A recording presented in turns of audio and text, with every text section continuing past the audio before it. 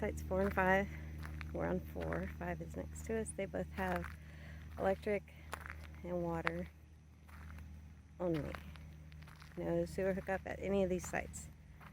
And there's 2 over there that look like electric only, no water.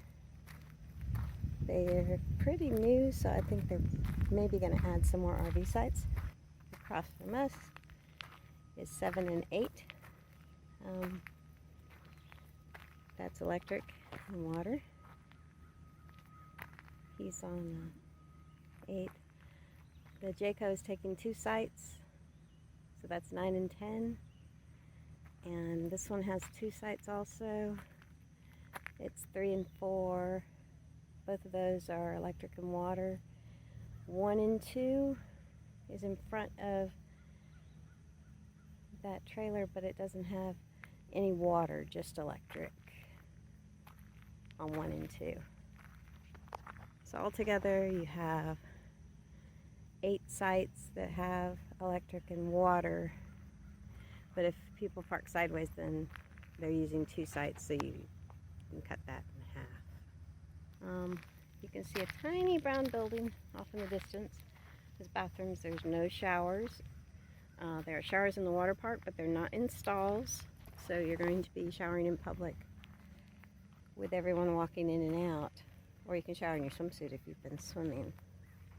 Beautiful lake, little walking bridge, gazebo over there. From what I understand, the park is really huge, and we've just put a toenail in it today.